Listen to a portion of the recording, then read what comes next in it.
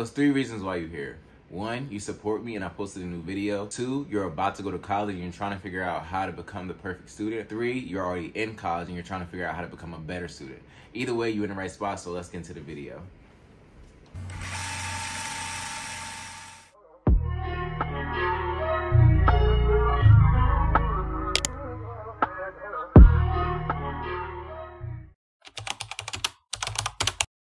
So first things first, learn your school. And I'm not necessarily talking about the history, necessarily the location. You should know the school like the back of your hand. And that goes with, taking tours and taking multiple if you need to. You should be able to know where everything is on your campus, from the dining halls to the resident halls to student lounges and just things like that. Like, really know where everything is at your school because you're paying to go there. So I feel like whether you stay or commute, you're still paying money to go to that institution. The least you could do is know where some things is. And this brings me to my next point. Get heavily acquainted with all of the professionals on your campus. And I mean everybody. And I say this because this all goes into the lines of networking. You never know who knows who. And I mean the people who handle your mail, the people who are setting up internships and everything along the lines of career services. You really want to network and just become acquainted with everybody because, again, you just never knows who. And I feel like that's something that I was able to utilize while I was in college because it's so many times where I was just lost or I just didn't know what to do or how I was going to get certain things, and I was able to, rely on my resources and people just point me in directions to put me on the path that I needed to go. And that wouldn't have happened if I would have just, had my high and by, or I just never had my conversations. All it takes is a simple, how are you doing? And, it leads to a conversation, you're just getting to know that person. It's all about being genuine as well, keeping those connections that you build. And I'm telling you, it's gonna carry you through college, especially your professors, if it's anybody who you need to build a bond with, it's your professors, because it's some professors you may have freshman, sophomore year, you might not have them in your junior year, but you will have them again senior year, and they really see how you acted, or they'll see, were they a good person, all this, that, and that could determine if that C becomes an A or that D becomes a C. Really become heavily acquainted with all the professionals on your campus, because 1, you may not know who knows who, and 2, it could make or break you. Hey, just telling you how I know it, man. It worked for me, and I'm not saying I wasn't being not genuine, but I just really just being me, and I just looked at them as not necessarily professors, but friends in a sense. And I say friends, but I treated them as if they were, hey, how you doing? Little things like that, and it goes a long way. So now that we done talked about, basically becoming acquainted with everybody, utilize your school's resources. Go to your library, use the free printing if you have it. Go to your school's writing center, if you need help with that, the tutoring services, career services, go get an internship or try to find a job. Yeah, I feel like sometimes we get so caught up in school thinking that it's just school, party, and all this, that we forget that it's so much other things that go around it. Utilize the school resources that they're there for a reason. I struggled with college math, me and math just don't go together. We'll never go together. But if it wasn't for the tutoring services that I went to, I probably would have never passed, It's hard, and it's easier if you just use the resources and allow the school to help you. A lot of people don't know about how many resources that the school has. Whatever you're trying to do, whatever you're struggling in, whatever you need help with, your school probably has resources to help you and utilize them to, make you become a better student and have a better experience at the same time. One thing we don't want to do in college is struggle. We're struggling hard enough because college is hard, but to make it just a little bit more easy, utilize the resources that college is giving you, Now it's time to talk about money, the thing that nobody likes to talk about, because I'm telling you, in college, you are going to be broke. Just get into your head, you're going to be broke. You are, I'm sorry. I was broke. I literally was penny pinching, broke as a joke in college. And it's so crazy because I don't think that's really talked about as much, and it's okay. But if you can avoid it by any means, I say apply for scholarships.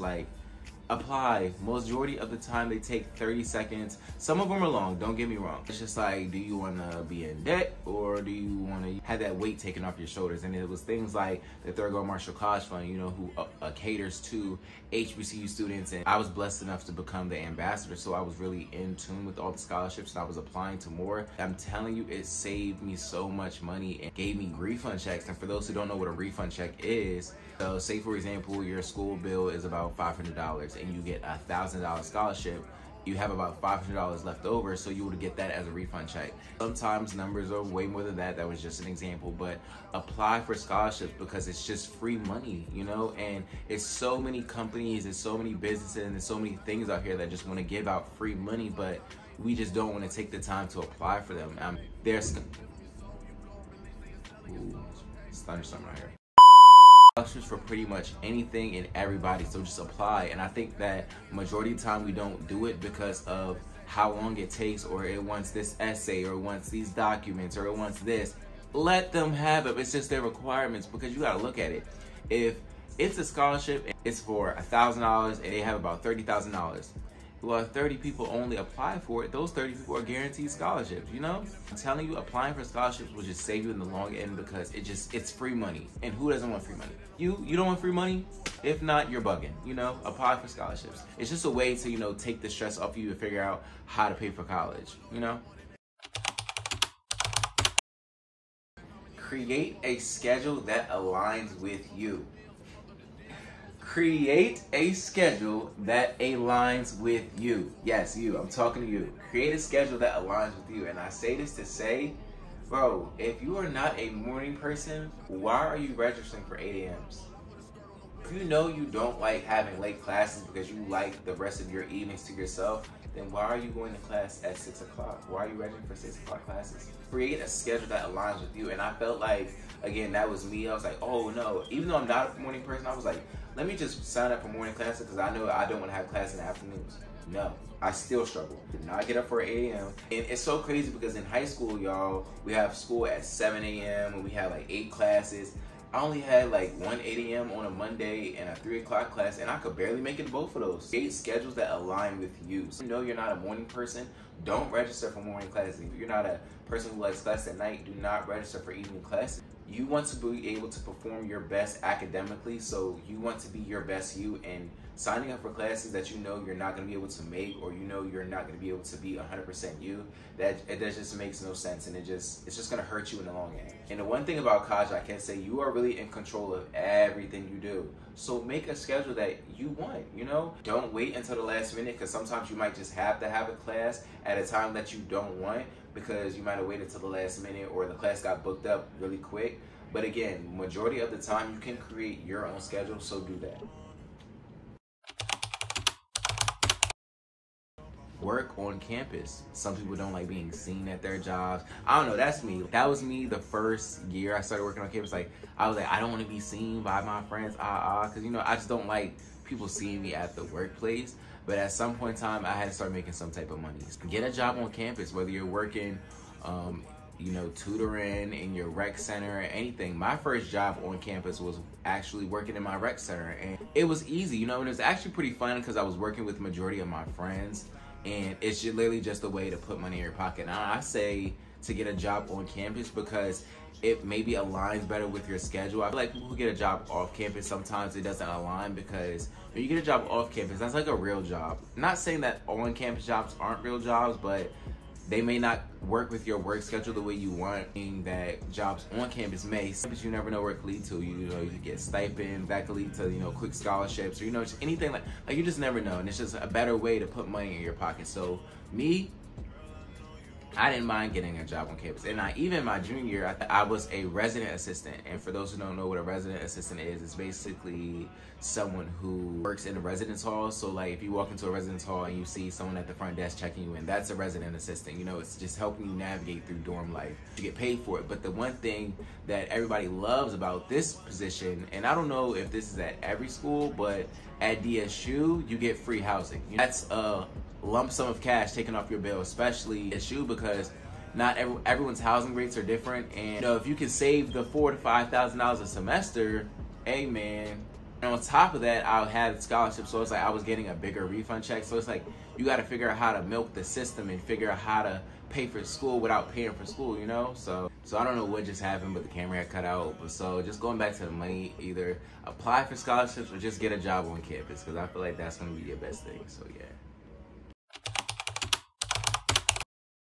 So this next piece is probably one of my most favorite pieces of advice, just because of how much it means to me. But bro, get involved. Go to those programs, you know, sign up for student leadership positions. Like, I feel like that's one reason why I was able to get really the best experience in college, because I was just so involved. Like, I held a variety of student leadership positions while I was at school. And that was one thing that, you know, really just put me on the map also at school, that gave me like a really positive reputation. Like, my freshman year, people used to call me Mr. 100 Orgs because I literally was joining any and everything. I'm not saying like I was just joining them to join them. I was joining them because, you know, it made me feel like I had a place at my campus. And I know sometimes a lot of people struggle with finding themselves, or they feel like, you know, I want to get out, but I don't really know how. I'm telling you, I really got my big break like at school, like, and figuring out who I was as a person just by going to one interest meeting. And I'm telling you, it just led to just me just flourishing and just blossoming into somebody who I never thought I would be. Like, granted, I was always a well-known person, or I was like always involved. Even in high school, like I was class president, prom king, and just things like that. But like in college, it's different. So, you know, I ran for a lot of things, and granted, you might not get everything that you want, but it's like, it's also just about the experience, you know, and trying to get the best experience. It's just being involved. I'm telling you, get involved, because we need more student leaders, especially the males. If you're a male watching this, bro, get involved, especially at HBCUs, bro.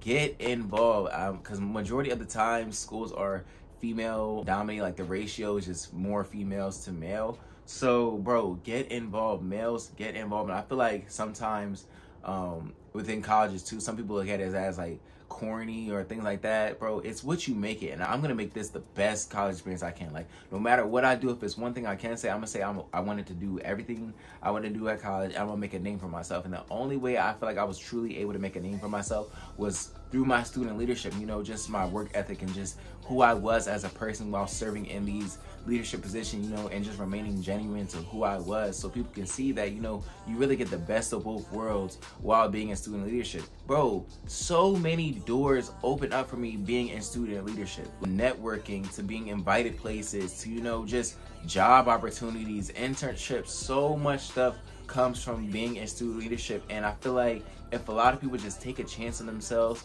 they'll go into a whole rediscovery process and just know that it's a whole nother person inside of you that's just waiting to come out, but you just need to surround yourself or put yourself in an environment where it pushes you to be that person. And for me, that was student leadership. So if it's one thing I can say for you to really, you know, get the best experience, get involved. And student leadership has its perks. Get into student leadership because, one, you want to change who you are and change your habits. So much comes from this. And I feel like, again, I probably wouldn't even be doing this. Maybe I would, but I wouldn't be where I was or doing a lot of things I'm doing if I didn't do student leadership. So I'm so grateful that I was able to, you know, stick to doing the things that I said I would do.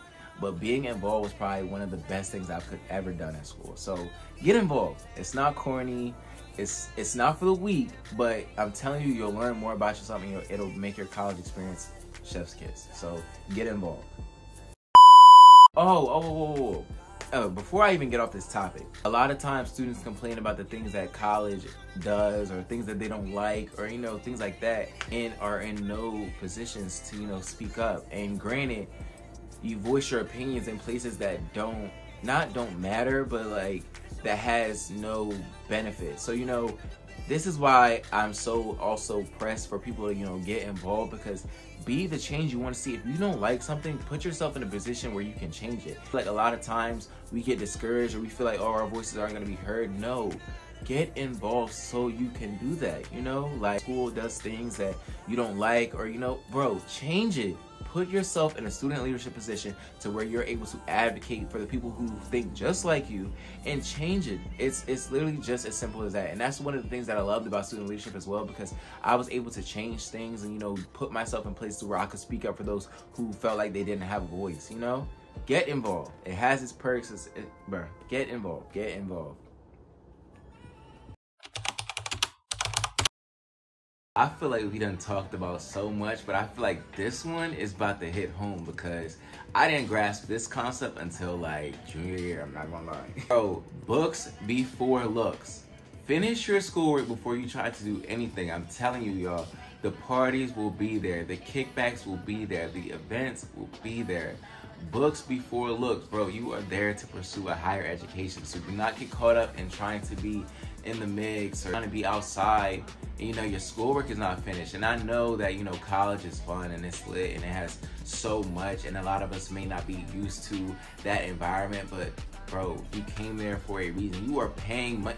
You are paying money to, you know, go to this school and receive this education. So the least you can do is get your money's worth. Don't risk it all on trying to be out till 4 or 5 a.m. at a party, you know, and you know that you're drowning in schoolwork. Books before looks. If it's one thing I can say, it is books before looks. The parties will be there. They'll be playing the same music. It'll be the same people there. It'll be the same vibes. Yes, it will be fun, and yes, you want to get the most out of your experience, but bro, books before looks. I didn't grasp this concept until like junior year, freshman year. I didn't care what it was, you know, and I'm just saying it speaking from experience, and I ended freshman year with a terrible GPA. Granted, I ended up getting a 4.0 the next semester, and I was really on my stuff, but like, books before looks, y'all. I'm telling you, that is key. That's, if it's one thing you take away from this video, books before looks, because I'm telling you, the parties are not worth jeopardizing your time at college. You done went to this party, and now you can't even continue your education. So it's like, was it really worth it? So to avoid all that, books before looks, books before looks, books before looks. Like, I can't stress that enough. Know what purposes your friends serve. My work friends, who when I was with them, it's very, we're doing work, you know, they're keeping me on a good track to where it's like I'm doing what I need to do. I have my party friends. Anytime I know I wanted to have a great time, I'm going to them. College is stressful, and sometimes you just want to have fun, so I have party friends. Sometimes they calm, chill friends. We know they don't really like to go outside. They do their work, but it's not really too much. Or it's like, okay, I can decompress. I can maybe vent to y'all. You know, like, you gotta know what purposes your friends serve in your life, and you don't want to get caught up in the fact where you're with your party friends just a little too much and you're forgetting about your work friends. I'm not saying that sometimes that your friends can't serve in all those purposes, but you can't mix those, or, you know, you got to try to find some type of balance. And I feel like I was able to find my balance in school. And I'm not saying that I was just all about work, because trust me, if anybody knows me at DSU, if anybody from DSU is watching, y'all know I party. I also got my work done, and I just say that to say you're gonna make a lot of friends, but just know what purposes your friends serve in you, and don't get it mixed up to where it's like, all right, you're in the wrong crowd for just a little too long. And I'm not saying the wrong crowd is the wrong crowd, but it's just like, if it's not really benefiting you as much as it should be, then maybe it is the wrong crowd. You're gonna make a whole bunch of friends, but just know how to categorize your friends, and, you know, how much time to invest in the friends and the things that y'all do. So yeah. Bringing me into my last point, have fun. You know, like, although I know I was just saying books before looks, yes, get your work done, but once your work is done, have fun. You know, have school spirit. Go to the football games. Go to those club events. Go to anything. Anytime anybody's having a program on campus, go. Have fun. Really make the most of it. Have movie nights with your friends. Anything. You know, I'm gonna. Whoa. I need some water, because that was crazy. Did y'all hear my voice starting to give out? But have fun. And I say that to say, because now that I'm alone, I feel like it was a lot of things that I wish I could go back and do. And I'm not saying this to deteriorate anything from my college experience, because I feel like I had one of the most perfect college experiences, because I literally did everything at school that I wanted to do. It's just like, I'm not gonna get those times back again. So, you know, really take pride in just being at school, you know. And I know a lot sometimes in unfortunate circumstances, and, you know, things are going our way and all that. I'm telling you, you're going to miss being in school. Maybe you might hate it right now. You'd be like, no, I'm ready to graduate. I was saying the same exact things, you know, and now I miss school. And I'm not saying that like I'm Gary, like harp on it and just live in the mindset, oh, I want to be back at school, because like now I'm on to bigger and better things. But it's just like, if I could relive some of those days, and I literally just graduated 2 months ago, so here I am talking like I'm 5 years out, but like, if I could go back to some of those days, I would, because it just goes by so fast, you know. So, hey man, have fun, have fun. You, I'm talking to you right there. If you still in school and you like, I'm not really feeling it, or you're about to go to school, have fun in every aspect. Make friends, have fun, you know.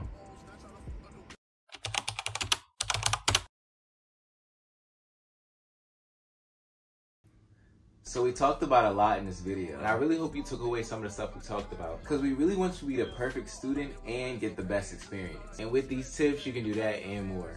But make sure you leave a like, comment, and subscribe. Bruh, yes, make sure you subscribe, because how you supposed to know about the next video if you don't subscribe? But until then, peace.